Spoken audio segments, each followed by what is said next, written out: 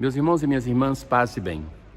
Com a leitura de hoje, nós concluímos o ciclo de Elias, que nós estamos escutando desde quando nós voltamos ao tempo comum. E é um personagem muito importante para o Antigo Testamento, portanto, para a história da salvação.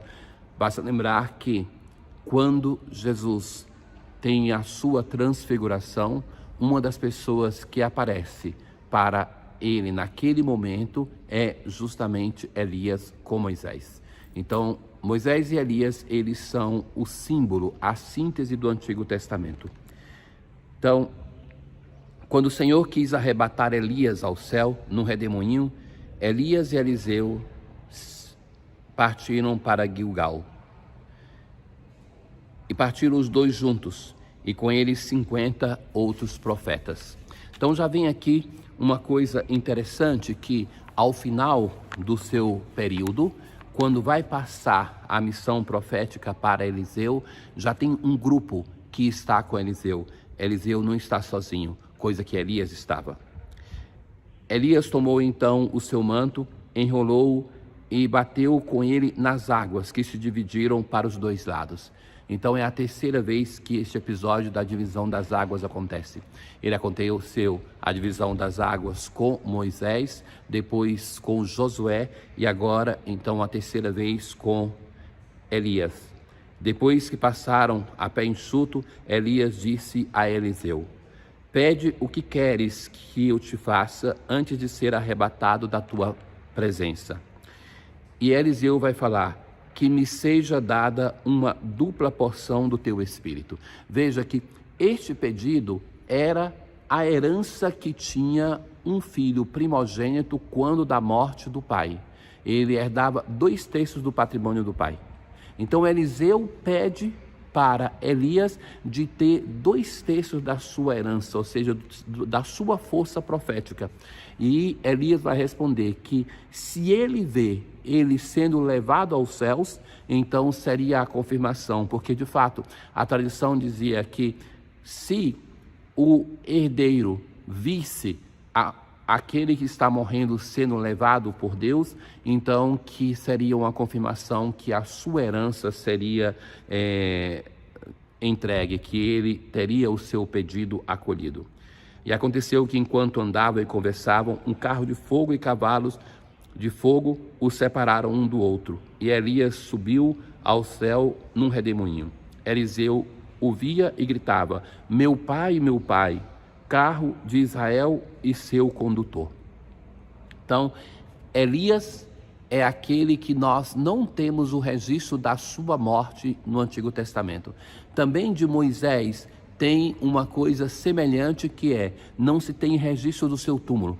Então, esses dois personagens têm em comum a não experiência documentada de uma morte, de ser levado diretamente à casa de Deus.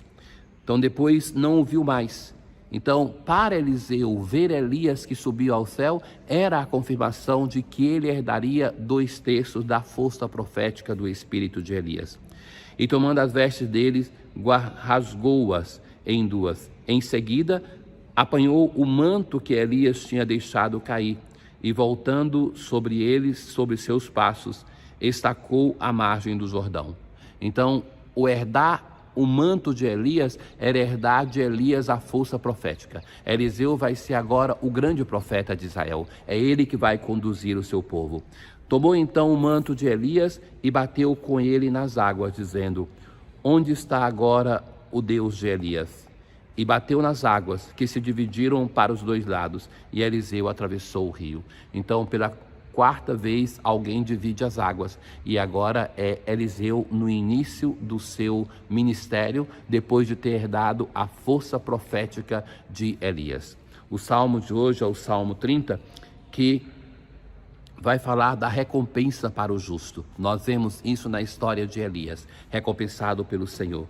Como é grande, ó Senhor, vossa bondade, que reservastes para aqueles que vos temem. Na proteção de vossa face os defendeis, protegendo-os contra as línguas maldizentes. Amai o Senhor Deus, seus santos todos, ele guarda com carinho os seus fiéis, mas pune os orgulhosos com rigor.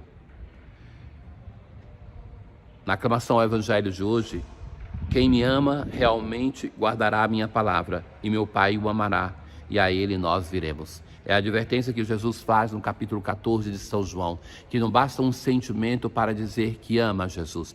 Quem o ama, observa os seus mandamentos e sabe que, assim fazendo, que Deus vai habitar nele. Hoje no Evangelho, nós escutamos aquele texto que escutamos todos os anos na quarta-feira de cinzas, aonde Jesus faz um discurso a respeito de 3 práticas que são fundamentais na vida cristã. Então, se introduz com uma premissa que é válida para todo o texto. Ficai atentos para não praticar a vossa justiça na frente dos homens só para serdes vistos por eles. Caso contrário, não recebereis a vossa recompensa. Atenção, Jesus aqui não está fazendo uma recomendação para a prática, porque a prática já se supõe que está sendo feita, mas de mudar o coração com a qual é feita esta prática. Ora, vejam, meus caros, durante todo o Sermão da Montanha, desde o início, com as bem-aventuranças e nos textos que nós ouvimos nesses dias, Jesus adverte para uma coisa: não basta somente a prática legal externa, mas sim que é preciso colocar o nosso coração, um coração transformado que busca naquilo que nós fazemos uma semelhança com Deus, ser a Ele agradável. Então agora Jesus vai tecer o comentário precisamente sobre 3 coisas. Por isso, quando deres esmola, não toques as trombetas diante de ti, como fazem os hipócritas nas sinagogas e nas ruas, para serem elogiados pelos homens. Essas 3 práticas que Jesus vai comentar, elas estabelecem uma relação de amor com 3 pessoas fundamentais da nossa vida. Jesus começa justamente da esmola, porque me coloca em relação de amor com o meu irmão. Talvez seria mais fácil para nós pensar que começasse com a relação com Deus, a oração, mas não, Jesus começa da esmola. Jesus sabe que se não sou capaz de amar o irmão que vejo, não serei jamais capaz de amar o irmão que não vejo. Então, por isso a recomendação de Jesus, que quando deres esmola, que não se perca o dom que você está fazendo na busca de se amostrar, de ser reconhecido pelos homens, como fazem os hipócritas nas sinagogas. Hipócrita é a palavra que vem de máscara. Então, aqueles que são falsos, que se fingem de santos diante do povo de Deus, das sinagogas. Em verdade vos digo, eles já receberam a sua recompensa. Ao contrário, quando deres esmolas, que a tua mão esquerda não saiba o que faz a tua mão direita, de modo que a tua esmola fique oculta, e o teu Pai, que vê o que está oculto, te dará a recompensa. Depois vem uma recomendação, quando orardes, de fazer no segredo do teu coração, não como os hipócritas que gostam de rezar em pé nas sinagogas e nas esquinas das praças para serem vistos pelos homens. E, por fim, a última recomendação, que fala da relação conosco mesmo, a respeito do jejum.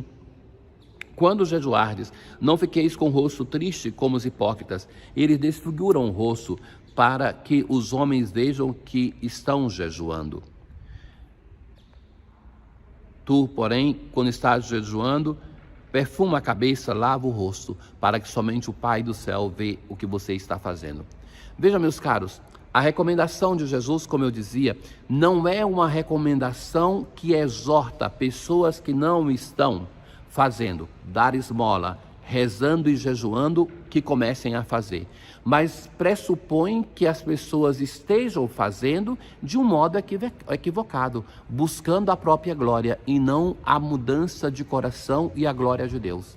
Então, para muitos de nós, o discurso é ainda anterior a isso, que é uma exortação a que essas 3 dimensões não podem ser esquecidas no nosso caminho de conversão. Muitas vezes, quando pensamos a conversão, como se fazer para servir a Deus, nós pensamos em tantas outras coisas. O Senhor nos indica um caminho preciso a ser seguido.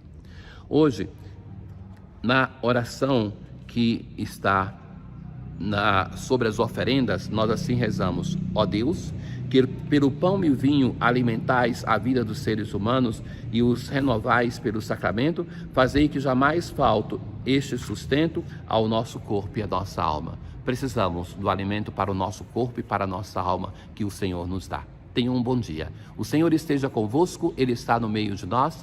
Abençoe-vos o Deus Todo-Poderoso, o Pai, o Filho e o Espírito Santo. Paz.